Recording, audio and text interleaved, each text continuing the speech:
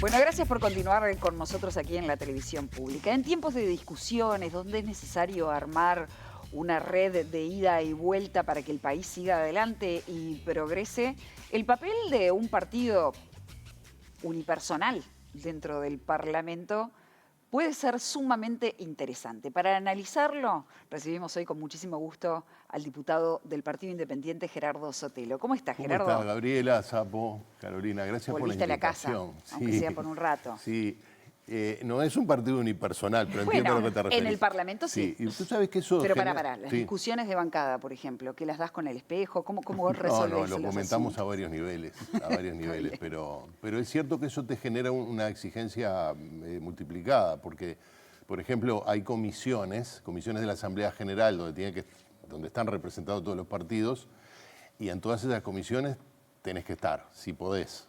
Pero ¿y cómo haces? No, bueno, a veces se superpone con otras actividades, pero por Se ejemplo, prioriza. en la comisión yo estoy en la comisión de Hacienda, que ahora estamos trabajando con el presupuesto, y vos ves que los partidos grandes, según el tema, aparecen jugadores frescos, o sea, ¿no? Diputados especializados o que ocuparon cargos de gobierno, entran cuando viene tal o cual ministerio. Nosotros tenemos que estar, yo tengo que estar en todo el presupuesto y en todos los atento a todo el gasto. Eso te genera obviamente mucho estrés, pero también es cierto, mucho trabajo, pero también es cierto que te permite foguearte un poco, sobre todo para quienes nunca ejercimos actividades parlamentarias, en lo que es el presupuesto nacional, el gasto público. Claro. ¿Y cuáles son las ese tipo batallas de que, me imagino que para poder definir prioridades hay que definir batallas en este momento? Y el papel de las minorías puede ser muy importante, ¿no? De los partidos que están en minoría, digamos, puede ser muy importante en que la cosa se defina para un lado o para otro. ¿Cuáles son las prioridades específicas que tenés definidas en este presupuesto? ¿Qué cosas deben pasar con este presupuesto y qué cosas no? Bueno, las prioridades son las del partido y son las de la sociedad, o al menos las que nosotros interpretamos como las prioridades de la sociedad. Uno tiene que ver con la pobreza infantil, lo hemos dicho hasta el cansancio, y además es un área donde hay un amplísimo consenso, en que es un área prioritaria. Luego vienen las partidas presupuestales y las políticas específicas, y ahí la cosa se complica un poco, pero me da la impresión de que tenemos todos claro que ahí hay algo muy significativo para hacer. De hecho, cuando ves el presupuesto asignado al MIDES, entendés que también para el gobierno, más allá de las críticas que se le puedan hacer, él interpreta que las políticas sociales, particularmente en este rubro, son muy significativas. Y eso es una señal adecuada. Pero hay otras cosas que son de mediano y largo plazo, que tienen que ver con el desarrollo de la sociedad uruguaya, con las posibilidades de tener una sociedad más próspera, con gente que viva mejor, que es la educación y la ciencia. Y ahí vemos que el presupuesto tiene un déficit enorme, dicho incluso por las propias autoridades de la UDELAR, por las autoridades de la ANEP. Hay un incumplimiento del compromiso del Frente Amplio de campaña, del famoso 6+1, y ahora resulta que con este proyecto de ley, que seguramente se ha modificado o que se termine aprobando con mayores partidas, pero el proyecto, que es lo que tenemos, termina el quinquenio con menos porcentaje sobre el PBI del que hereda del gobierno anterior. Y esto, además de la crítica al oficialismo, es una señal muy negativa, porque todos sabemos que por ahí viene una de las claves para que el país tenga un desarrollo sostenido. Hay otras que tienen que ver, por ejemplo, con el área impositiva, donde las señales que se dan tampoco son buenas. No digo que sea unos incrementos presupuestarios, tributarios que generen un gran impacto, no lo generan sobre la gente de manera directa, pero sí entendemos que generan dificultades sobre el clima de inversiones, que también es uno de los motores de crecimiento. ¿Cómo estás Pero parado Gerardo, en el puesto el mínimo oficialismo global? el oficialismo dice que ustedes, como gobierno de coalición, dejaron un agujero enorme. Sí, ni fue tan grande el agujero, ni lo resuelven tampoco de la manera que lo plantean. A ver, lo dijo el subsecretario de Economía en un comité de base, lo cual, a declaración de parte, a relevo de prueba, las promesas de campaña del Frente no eran financiables, ni aún con lo que se encontraron después. Lo dijo hace menos de un mes. De manera que es evidente, no digo que sea exclusivo del Frente Amplio, todos los candidatos en campaña y probablemente todos los partidos prometan cosas que después no pueden cumplir. Lo cierto es que nos encontramos con un presupuesto que está muy estresado en el sentido de que prevé un crecimiento de la economía sin el cual no tiene cómo financiarlo, y además se reserva la posibilidad de aumentar el tope de endeudamiento sobre el PBI. El escenario es bastante preocupante porque además, aún en caso de que se consiga la plata para financiarlo, es decir, que el Uruguay crezca un promedio del 2,4% anual, que no haya ninguna contingencia ni en el panorama internacional, que está extremadamente complicado, como veíamos con el informe de Gustavo, o bien alguna otra contingencia, como puede ser otra sequía o cosas similares, aún así cuando termine el quinquenio vamos a tener un gasto público que es mayor sobre el PBI que el del gobierno anterior. Yo se lo planteé al ministro, como estuvo en comisión, al ministro Dona, y me dice, bueno, eso es lo habitual en Uruguay. Es decir, que cada vez el gasto público crezca más sobre el PBI. Bueno, bien, pero ¿no ves que se hayan tomado medidas firmes y coherentes para mejorar la calidad del gasto? Y ahí de nuevo, vos podés decir, ¿lo hizo el gobierno anterior?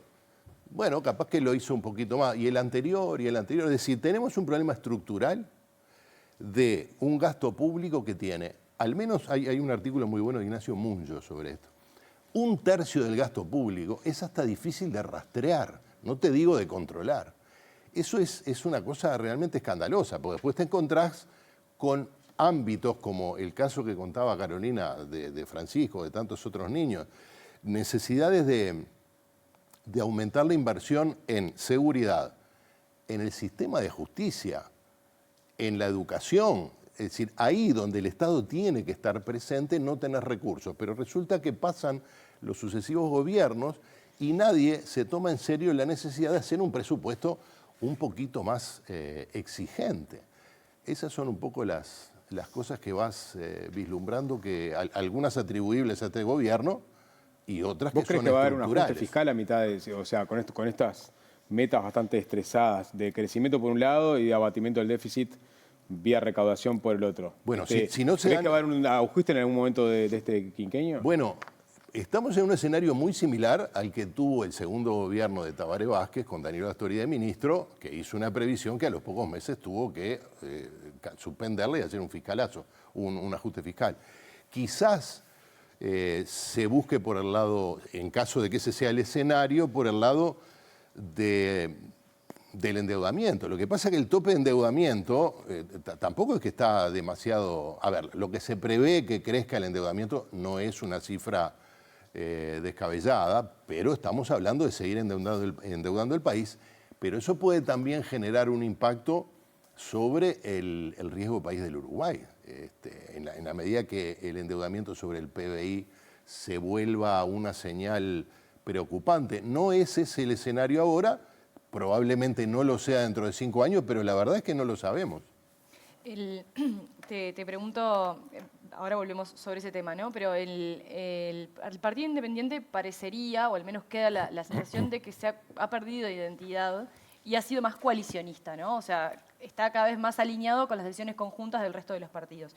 ¿Qué impronta o qué batallas o qué proyectos va a imponer o va a presentar que sean exclusivamente del Partido Independiente y que no necesariamente estén más cerca de la coalición?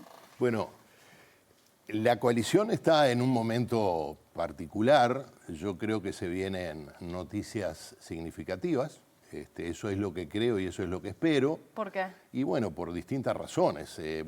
Tiene que terminar de definirse quiénes son los socios, que hoy parece que son 3.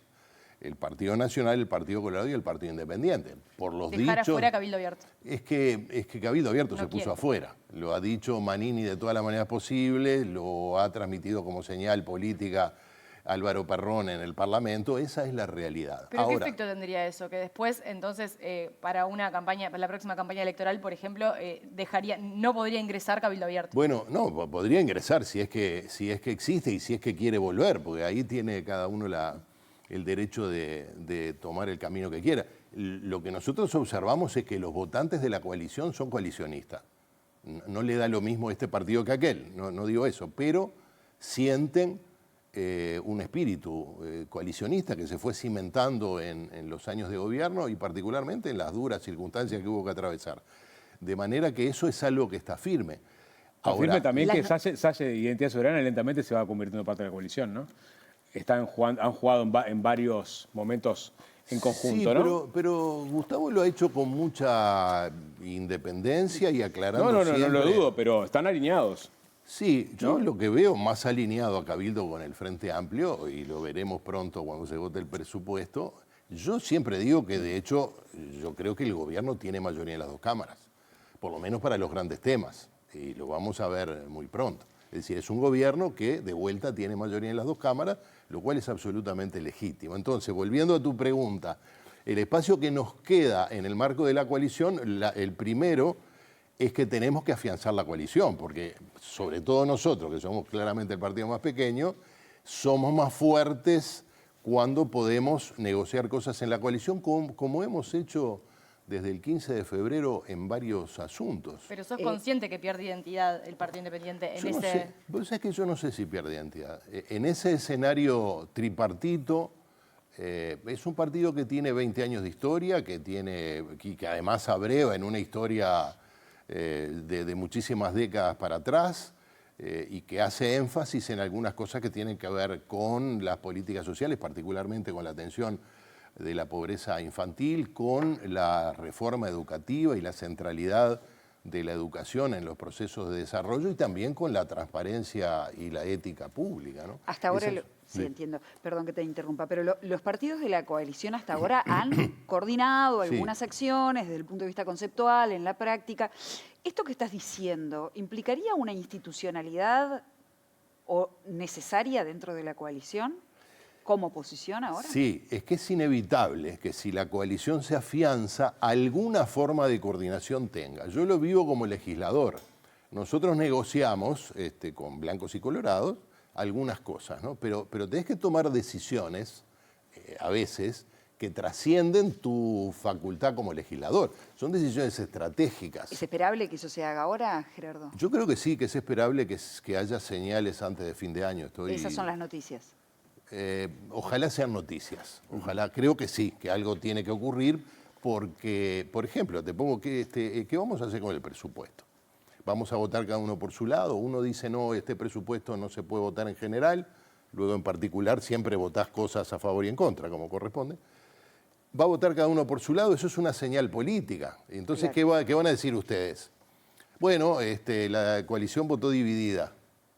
O vamos a coordinar una... O el Partido Independiente fue fiel a lo que pensaba. Claro, bueno, pero... Y no se supeditó a la opinión de los otros dos partidos. Lo mismo podés decir de los otros partidos. Por eso.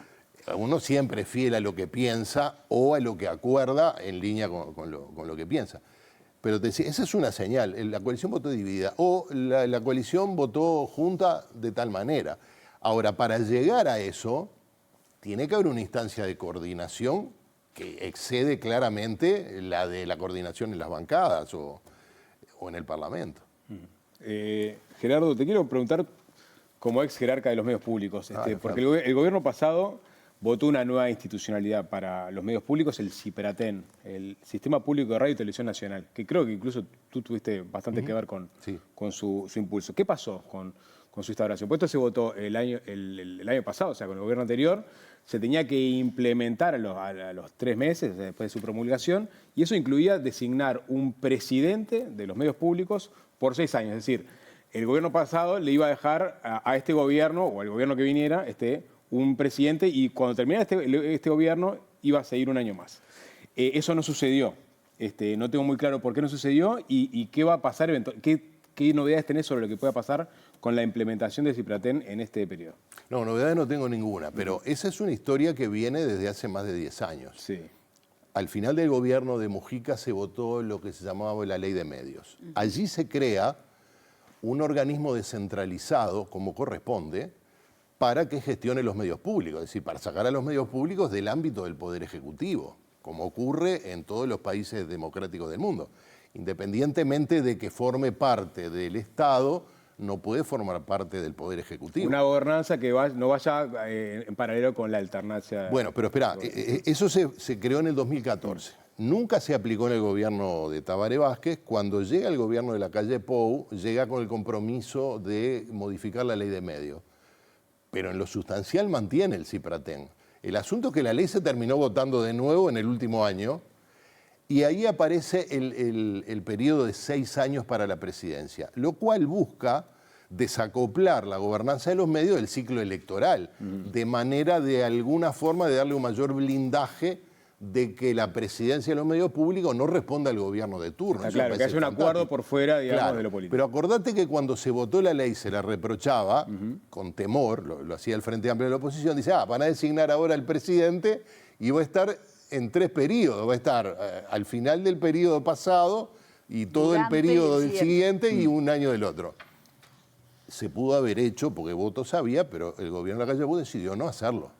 Como una señal para el que entraba. Claro. Ahora, la pelota está en la cancha del Poder Ejecutivo. Tú no sabes qué va a pasar. Porque en los hechos hay una ley votada que incluye, digamos, la generación de esa nueva institucionalidad. Absolutamente, pero es que así tiene que ser un país con la calidad democrática del Uruguay, entre otras cosas que no pueden pasar, es tener, y lo digo porque yo estuve en ese lugar y en el mismo lugar que está quien me sucede, no puede depender directamente del ministro de Educación y Cultura, que a su vez depende del presidente de la República, porque más allá de que hayamos trabajado con libertad, o que eventualmente trabaje con libertad mi sucesora, es una señal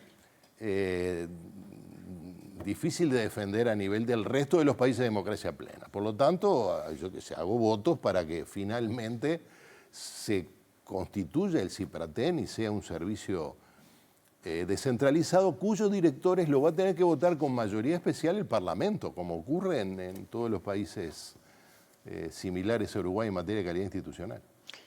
Gracias, Gerardo, por haber venido esta mañana. Un gusto recibirte. Gracias y arriba. Éxitos. Dale, gracias. Nos vamos a una